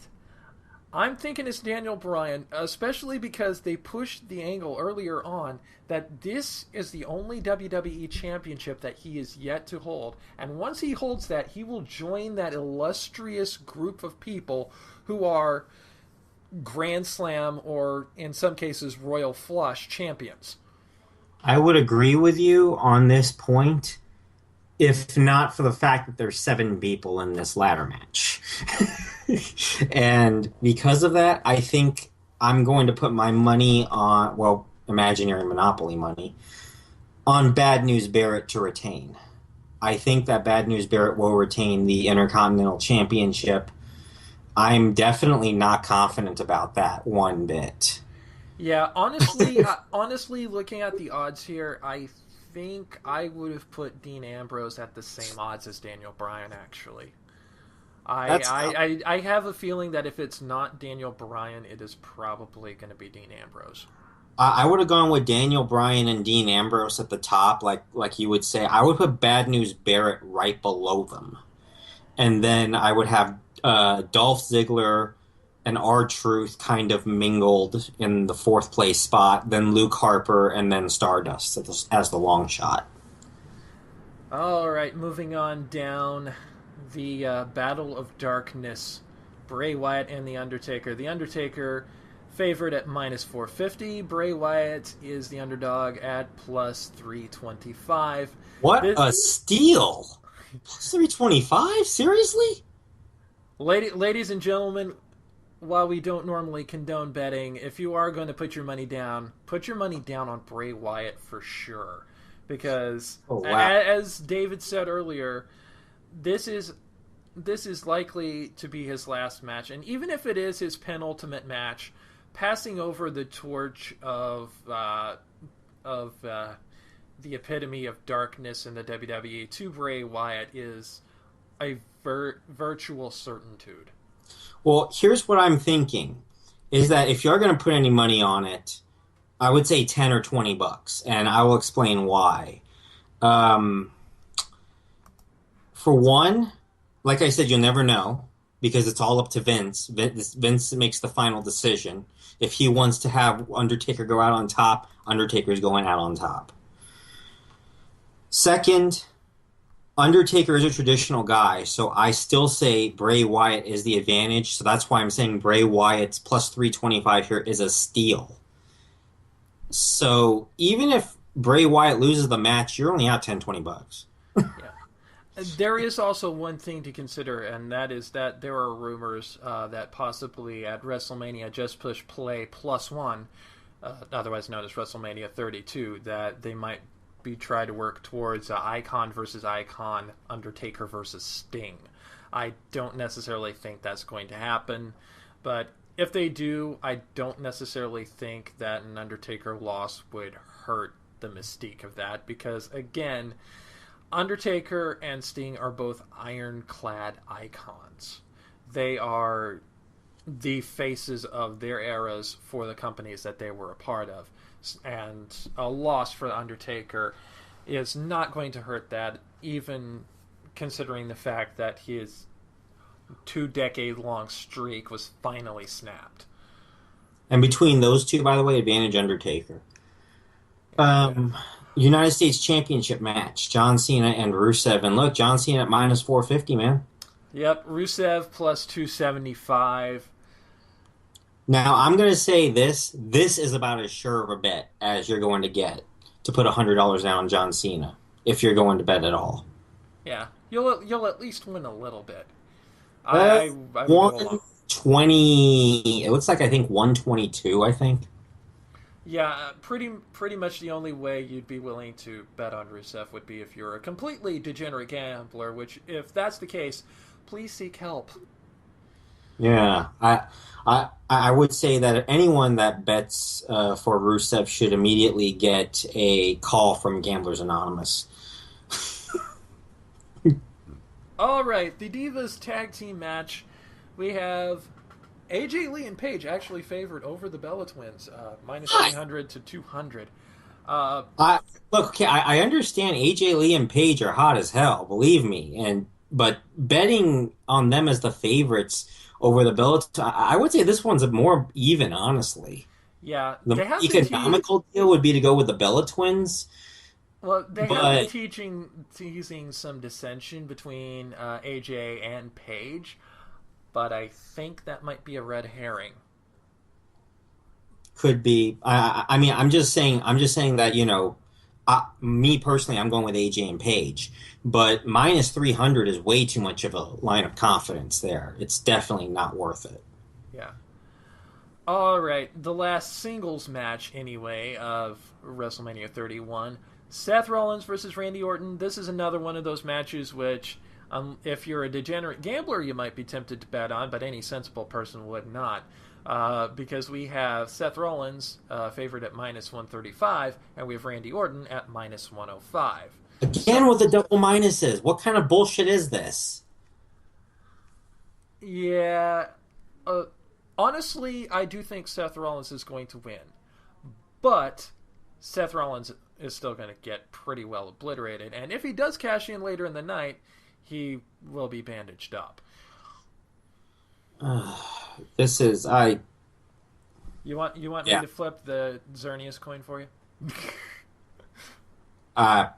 Seth Rollins, fuck it. I'll just go with whatever Bovada says in this one. Seth Rollins, fine. Whatever. Right.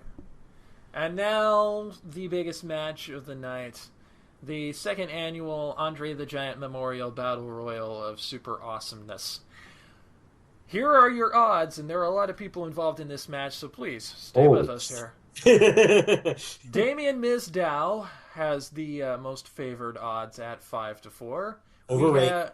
we have someone who has not been confirmed to be in the match, Sheamus at 7-4. And I'm going to throw that one as underrated, by the way, for Sheamus. Yeah, and even though he's not actually confirmed to be in the match, if he's in here on the odds, clearly Vegas knows something we don't. Ryback is third at 6-1. We have Mark Henry at 8-1. Big Show 12-1. Curtis Axel 18-1. Eric Rowan also at 18-1. Kane also at 18-1. The Miz also at 18-1. Fandango and Titus O'Neil are tied at 25-1. We have 4 people sitting at 40-1 odds, those being Goldust, Heath Slater, Jack Swagger, and Sin Cara. And then bringing up the rear are Adam Rose, Darren Young, Zack Ryder, and this is interesting. Apparently, one of the members of the Ascension, Connor, is in the Battle Royal. Hold on for a second, all right? Hang on for a second, all right? Where's Victor? Is he just not showing up? He's not on the show. Oh, this is great. Okay, hang on for a second. I've been wanting to do this for a while, Jeremy. But I want to give a shout out to somebody on YouTube. His name is The Vigilant Christian. Oh, no. Yeah, I'm doing this. I'm doing this. Listen up, all right? I heard you 2 months ago saying that the Ascension was supposedly some Illuminati scheme by the WWE of some sort. I don't know what the fuck it was called. I have no fucking idea. This is basically the modern day equivalent of what my church back in the day, this more fundamentalist leaning church that I went to in my childhood, said about stuff like the NWO, that the NWO was, in league with the Antichrist, and that Stone Cold Steve Austin's iconic Austin 316 was not "I just kicked your ass," but rather some corruption of John 316, which, by the way, in the words of Lex Luthor, wrong. And I got this, and we got this jackass here telling us that everything and everybody is some kind of puppet of the Illuminati, and apparently so is Connor and Victor. All right, you tell me. Connor is showing up at the fucking Andre the Giant Memorial Battle Royal. Now, if the Illuminati was going to be doing this, he should be the odds-on favorite at 1-6. Instead, he's got the same odds as Adam Rose. Yeah. Adam Rose. Anyone saying that the bunny is part of the Illuminati? Anyone? Anybody? Hello? I apologize for that blatant remark reference, by the way. In all seriousness, I actually like the odds on Damien Mizdow on this. Yeah, I know Sheamus's return is, being really hyped to hell, and he's probably actually the one you would want to bet on. But I'm gonna go with Vegas here. I'm gonna go with Mizdow because you know what? I want to see Mizdow get an accolade that the Miz cannot get and lord it over his ass. You know what? I'm not even taking these predictions very seriously, Jeremy. I am going to. I'm going to go with a thanks Obama with this one, and go with thanks Vigilant Christian if I lose this bet, and I'm going to choose Connor to win it. Oh my god! because fuck, man, the Illuminati, man, they got strings and stuff and shit. 50-1, what a fucking deal, man! You put $100 down on Connor, that's $5,000. Yeah, come on, man. I mean, come on. What better deal could you get with the Illuminati out there? Connor, I'll man. take my 125. Connor to win it. I'll take my 125 and run. Thank you. All right, there's your predictions. Again, we don't condone betting on this, especially not on scripted sports entertainment. But if you're going to do that, we did provide you with the odds for you as according to the recording date of this show. We would like to close out wrestling news with something a little more serious. This one coming out of an independent wrestling promotion in Mexico. The wrestler El Hijo del Perro Agallo unfortunately passed away in a mishap in a wrestling match involving former WWE star Rey Mysterio. Now don't get him wrong. Rey Mysterio was not at fault. This looks more like a freak accident. Yes, there is actually a YouTube video of this available on one of the link that it will be linked to on one of the links that we will put in the show notes. We are not going to link to it directly because if you want to seek this out, you may. Some of you may find this a little bit sensitive, knowing what is going to happen ahead of time. But what appears to have happened is that there was a setup for a double 619 there involving Pero Aguayo and one other wrestler, Manic, I think the name was. And when Rey Mysterio set, I believe Aguayo was set first, and then sets up Manic after that. And when that happened, the rope bounced and caught Aguayo right in the throat. And if you look at it on the video, it looks like he's just been knocked unconscious, which happens sometimes in a wrestling match. But what really happened was that basically his throat was crushed. And there's kind of a little confusion there from everyone because, again, they think he's just unconscious, but eventually he gets carried out. And once they finally got him to the hospital, he was pronounced dead. As David said, this does not appear to be a botch necessarily on Rey Mysterio's fault, although he has had some history of being a little botch-prone sometimes. This is just one of those freak accidents that happens sometimes. We are not going to pin any fault necessarily on anyone. Maybe the medical staff could have been a little quicker on the draw on this. Maybe there could have been a little more recognizance of what happened to him. From what it sounds like, it doesn't seem like it would have made too much of a difference, I'll be honest with you. But at any rate, to the family, friends, and colleagues of El Hijo, we would like to send our deepest condolences, and this is just a terrible situation. This is something you never want to see happen to anyone. This is horror. This is pretty bad, man. This was something I mean, it's always really sad when freak accidents happen, and in this case, some of you may be thinking all the way back to the death of Owen Hart. That was a preventable accident because that was somebody didn't check his equipment quite right when he was going to rappel down to the ring. That is a little bit of a different situation there. It is still tragic of the highest order, but it's a little bit different situation from this because, again, this is just one of those freak accidents where the rope just happened to catch him just right where he died pretty much automatically. And it also, I think, is a grim reminder to a lot of people that, this is real. I mean, it's not real in the sense that we can't determine the winners and the losers. It is scripted, but the pain that these wrestlers go through it's real. It's like stuntmen in many ways. Even worse than stuntmen in many ways. That's why you have people who are now doing part-time wrestling schedules in the WWE, the likes of Brock Lesnar and Chris Jericho. Well, Chris Jericho's partially because he has a lot of other stuff to do, but when he does come back full force, but his last run he only did house shows. He didn't do any TV because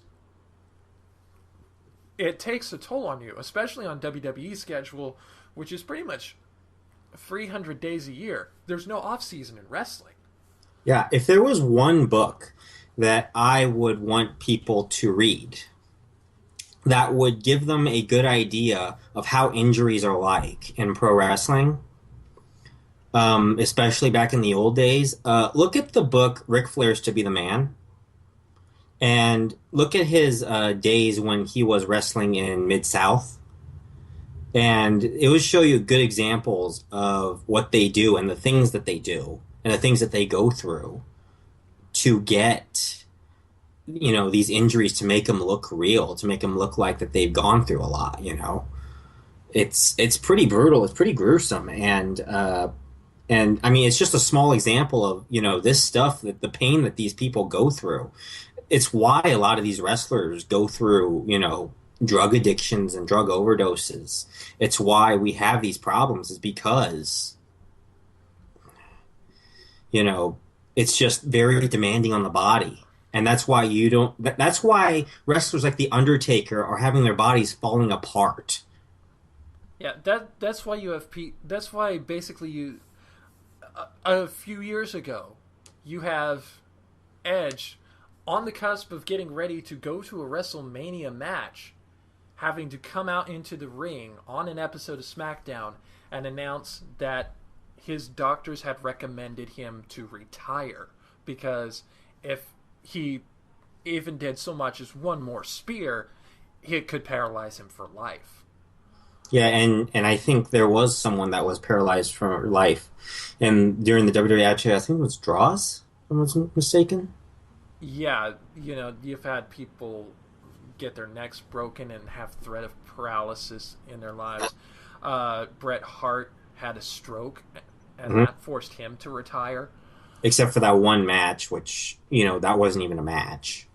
Yeah, there are very few guys these days who can still wrestle beyond their 40s Yeah, because because it's just even WWE style, which is kind of a less strenuous style because WWE has such a long road life and goes all over the world. Even WWE style still it very takes a beating. strenuous. And there are some people who are still going very well into their 40s. For instance, Chris Jericho, as I mentioned before, he is still able to have fantastic matches at his age, which he attributes to D&D yoga. Diamond Dallas Page, which is also known as the yoga system that saved the life of Jake the Snake Roberts and Scott It Hall. also helps that he works a part-time schedule. Let's not Yeah, lie about that. but and also he has to stay in shape anyway because whether you want to admit it or not, being a rock star is probably pretty physically demanding too because you're up there on stage for an hour, 2 hours, sometimes 3 hours on a concert, Yeah, true. depending on the nature of the concert, and you've got to be there. You've got to have all that energy and sing 5, 10 songs True. or however many songs your set is. So yeah, bottom line with this is that this is an absolute tragedy. We cannot send enough condolences to his family, his friends. There's no real way to segue from this into our closing segment, Yeah, so so let's just go to we'll it. just do it.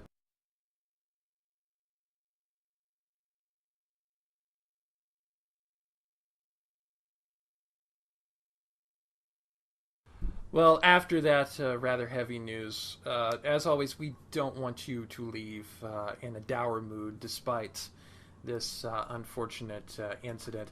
So let's leave you with some laughter. Let's start with some silly news. And actually, we are starting with some news that is not so much silly as applause worthy.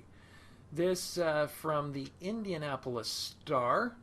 For those of us who are geeks, you may have heard.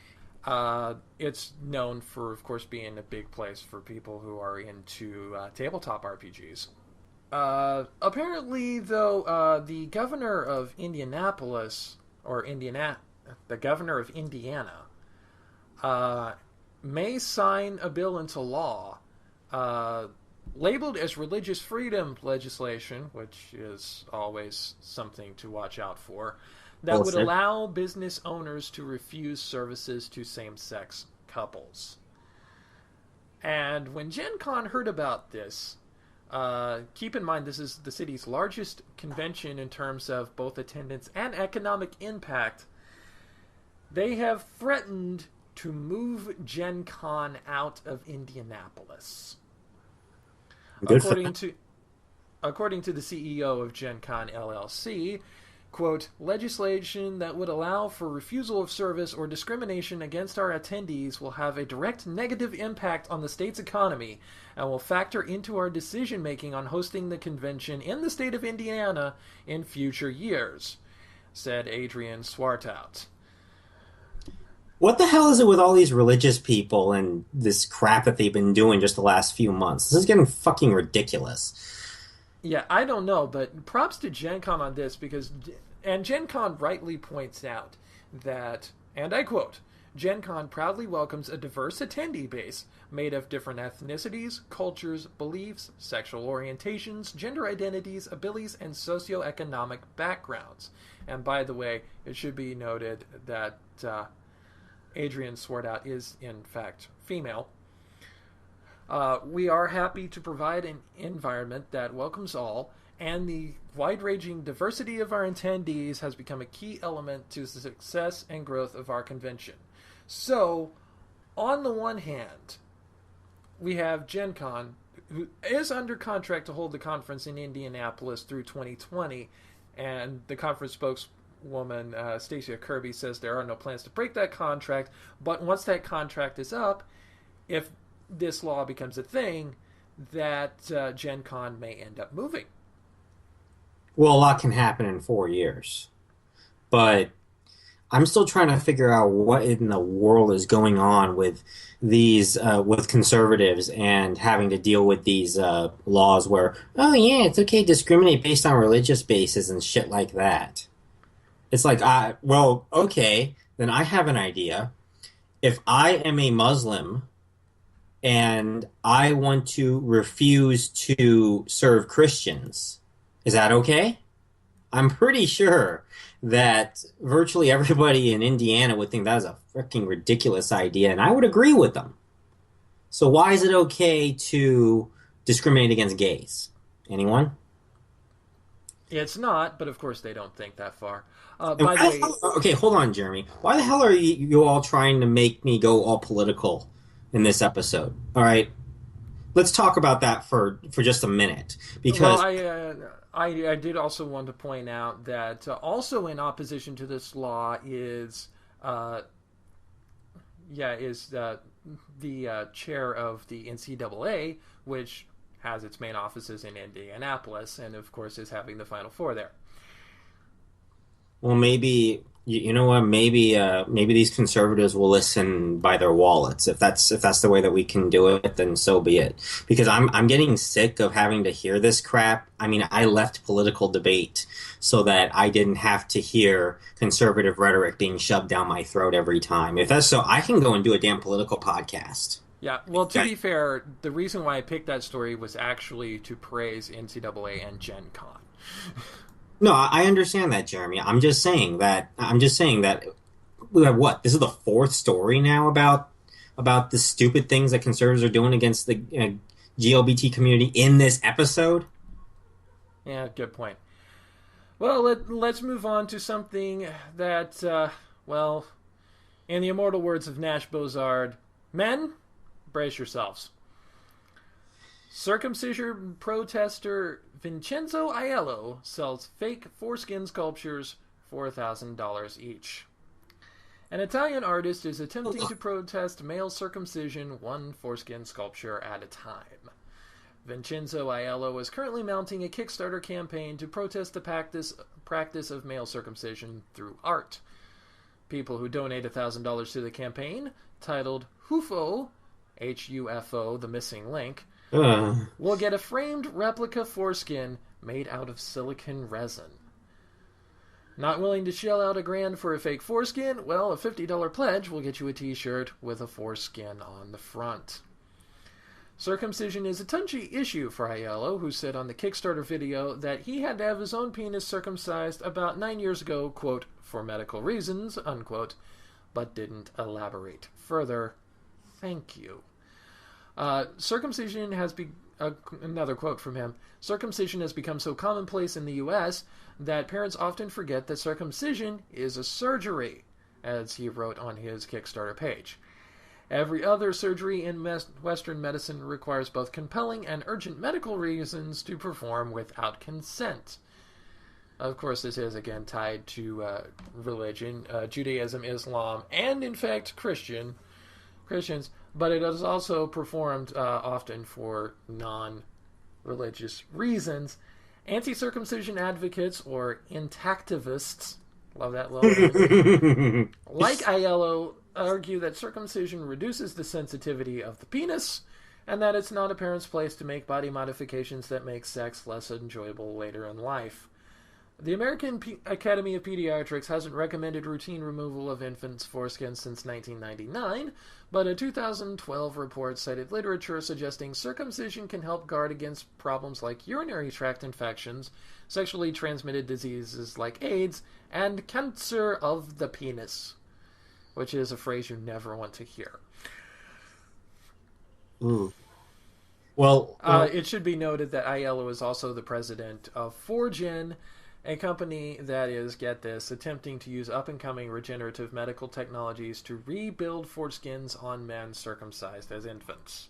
okay, but what is the benefit of building a foreskin? I mean, not much, really. I mean, I understand it's a lot of pain to be circumcised, but most people who are circumcised, the vast majority of them anyways, do it when they're little babies, when, you know, they have better time to heal. Yeah, it's painful, no doubt about it, but I mean, it's done when they're little babies, and you know, I was circumcised when I was a baby, and I don't remember much of it, and I didn't think much of it. Yeah, I don't really think that much of it either. My few encounters, I don't think I've had any complaints about the fact that there is no foreskin there. But we are getting way too much into what I like to refer to as WTMI, your station for way too much information. Oh, yeah. So let's move on to something just plain, more traditionally silly on here. Something to lighten the heart. This story, like the last one, courtesy of the Huffington Post. Trespassing suspect Brett Henry left credit card used to jimmy garage door, according to cops. From West Sunbury, Pennsylvania, born and raised. State police in Pennsylvania say a trespassing suspect used his own credit card to jimmy open a garage door, then left it behind when the homeowner suddenly appeared and startled him. The important clue helped police arrest 41-year-old Brett Henry of East Butler on Saturday in Clay Township, Pennsylvania. Police told the Butler Eagle that Henry used the card to pick a lock at a friend's mobile home. Police say the homeowner heard a noise and caught Henry, who ran away, but left the credit card behind. Police say Henry told him he planned to take some gasoline for another friend's car. Okay, pardon the somewhat of a ripoff of What the Fuck Is Wrong With You here, but allow me to channel Tara Dinahan here in the playbook of how to be a better criminal. Don't carry anything on you that, if lost, could be used to easily identify you.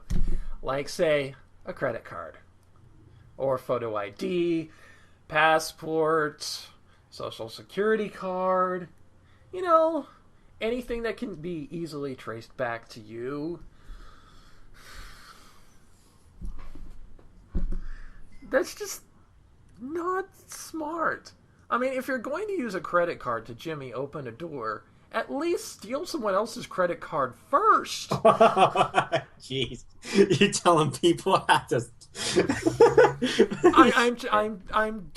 I'm playing the Tara Dinahan to this here. Oh, jeez.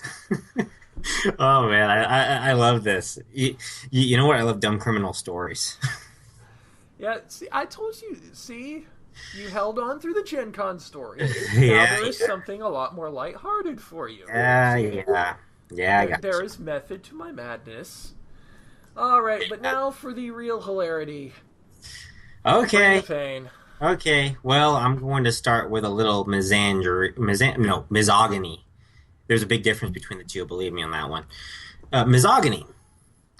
Alrighty, so this coming from our first twit today. Twit. Why are girls so scared of rape? Y'all should feel pride that a guy risked his life in jail just to fuck you. Okay, I can't even find this funny because, for one thing, I don't find rape humor funny.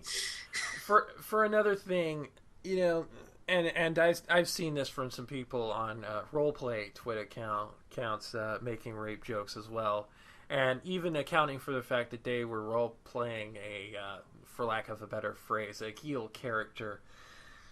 No, no. This is why there is problems with rape and sexual assault in this country. I find and in this world, the absolute stupidity of this guy. I'll be perfectly honest with you.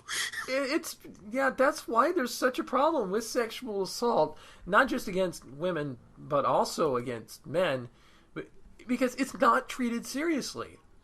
And it's even treated less seriously if you're a guy, because if you're a guy, you're supposed to want sex all the time. And if you're a girl and you get raped, odds are the thing is, you're asking for it, so, be happy someone wanted to fuck you. No!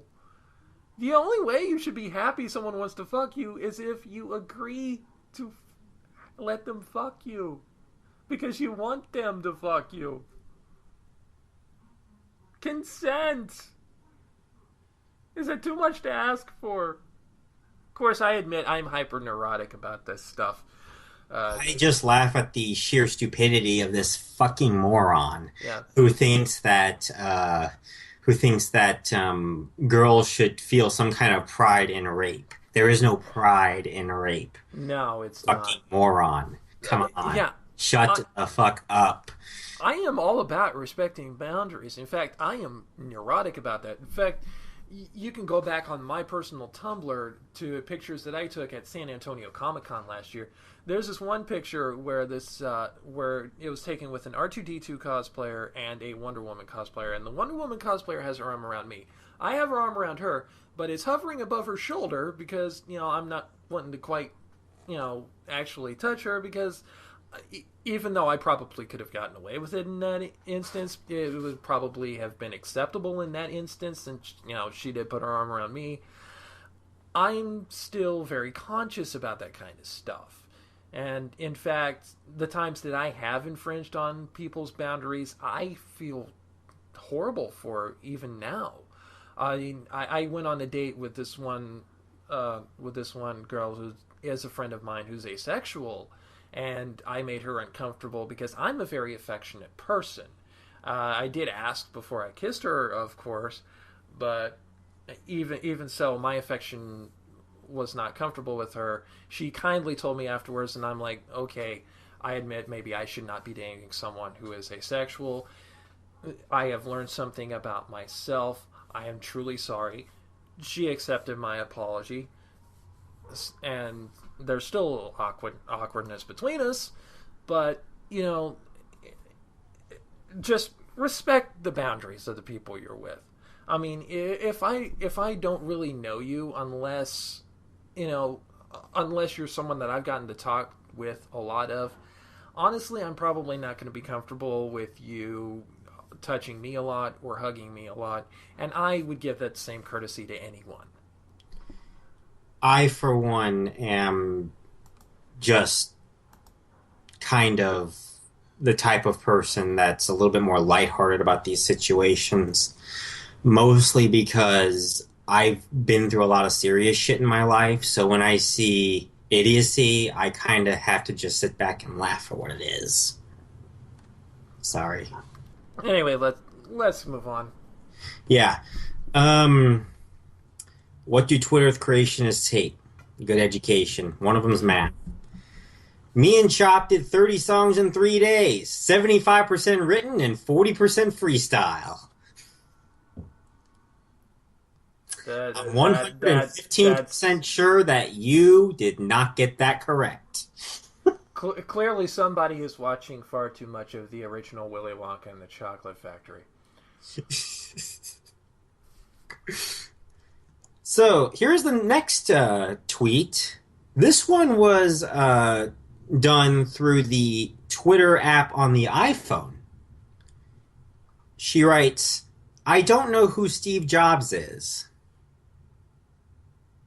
Okay, now, to be fair, if she didn't get a smartphone until, like about the last 3 years, say she's a teenager and she didn't manage to get, her parents didn't give her a smartphone until about, the last 3 years or so since Steve Jobs passed away, I'll give her that. She looks like she's in her 20s. Then fuck her. and not in the happy ways. This one, this is why, people need to learn how to spell. Bitches be losing their virginities, spelled VERSIONITIES, in middle school trying to judge other people. Okay, first thing, I am not one to tell you when you should start having sex, although personally, if it was any child of mine, I would encourage them to hold off at least until, say, junior or senior year in high school. And for the person who had done this tweet, I would suggest you hold off sex completely. Yes, indeed. Because giving away your virginity, your virginity of what? Do we have juvenile programmers on our hands? Do we have young app developers? Yeah. They're just giving away apps for free on Google Play and on the Apple App Store. Speaking of somebody who shouldn't be giving away their virginity anytime soon, this tweet, everyone wants to be a business entrepreneur, spelled ONTRIPANOR. Well, clearly this person should not go into business for themselves. Yeah, I can just see how that conference would go. How did that get past their spell checker, though? I really don't know. I mean, I have a keyboard app on my phone that I keep on my phone. It is a freaking lifesaver because a lot of times when I misspell stuff, it will automatically correct it to what I intended to say. Of course, there are times I don't want it to correct because I'm trying to say something different, and it corrects it anyway, and that's kind of awkward. But, put these apps on your phone. Or run your tweet through Microsoft Word or OpenOffice or whatever. And two more. We're going to do two more here. One person questioning, the hit movie Titanic. Yeah. Yeah, he tweets, just found out that Titanic was real. # what the fuck. Clearly, someone was not paying attention in world history. Hey, it's Twitter's creationists. What do you expect? They think the Earth is 2015 years old. Yeah, good point. And finally, in a new level of stupid, this Twitter follower asks, is Stevie Wonder really still blind? Yes, I'm pretty sure he is.